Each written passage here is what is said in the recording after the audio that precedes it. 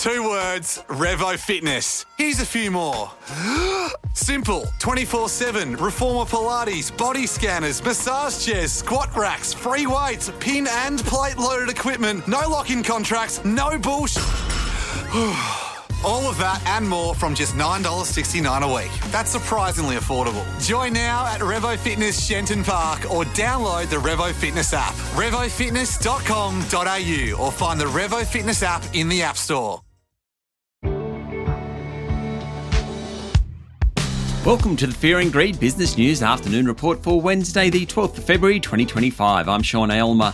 Every afternoon, we've got the 5 stories that happened today that you need to know about. Story number 1, the S&P ASX 200 finished up more than 0.5% today to 8,535 points, a new closing high and not far off the all-time intraday high of 8,567 points. Industrials did best, while financials jumped on the back of a boom Commonwealth Bank result. It had a few friends, though. National Australia Bank did well, so too Westpac and Macquarie Bank. The Commonwealth reported a $5.13 billion profit for the 6 months to the end of December, also recorded a higher dividend. The result was in line with expectations or a little bit better, but it was a high-quality result. That's what sent its share price up. The tech stocks were among the worst performers today. Pro Medicus and Xero were both down 2%.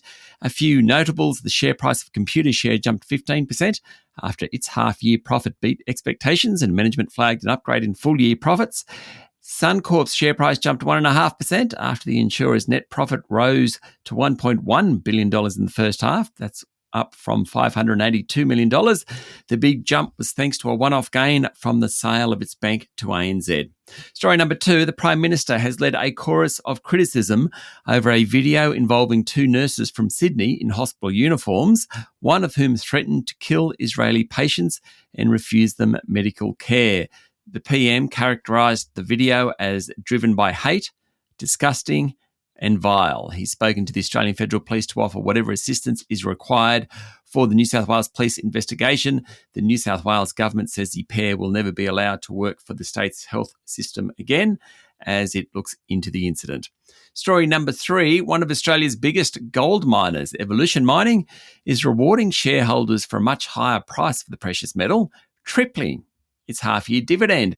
Evolution said its profit for the 6 months to the end of December almost quadrupled, in part thanks to gold hovering around $2,900 an ounce. For that period, Evolution's revenue was $2 billion, up 50%. It operates 6 gold mines in Australia and Canada. The group plans to mine 780,000 ounces of gold this financial year. Its share price is up about 31% over the last 5 weeks, 110% in the last 12 months. That's what happens when the price for gold surges. Story number 4, in global markets, the Aussie dollar is on a tear. Well, it's not really, but it is back above 63 US cents.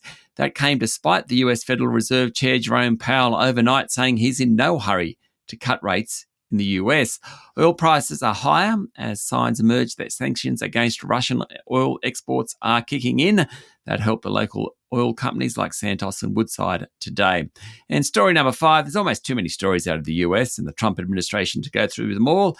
Let's look at some highlights. Elon Musk today denied leading a hostile takeover of the US government and defended his cost-cutting plans as he made a surprise first appearance at the White House. And the world's richest man took questions from reporters in the Oval Office as he stood next to President Donald Trump and had his 4-year-old son playing in between them.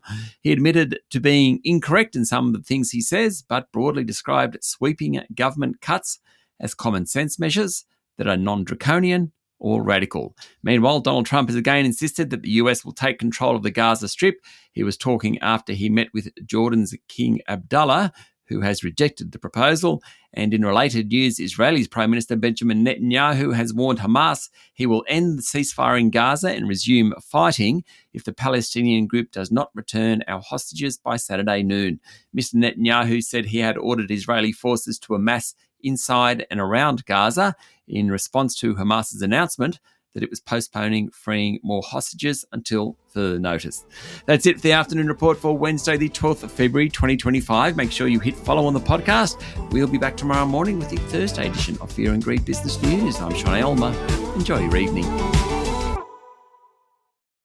2 words, Revo Fitness. Here's a few more. Simple, 24/7, reformer Pilates, body scanners, massage chairs, squat racks, free weights, pin and plate loaded equipment, no lock-in contracts, no bullshit. All of that and more from just $9.69 a week. That's surprisingly affordable. Join now at Revo Fitness Shenton Park or download the Revo Fitness app. RevoFitness.com.au or find the Revo Fitness app in the App Store.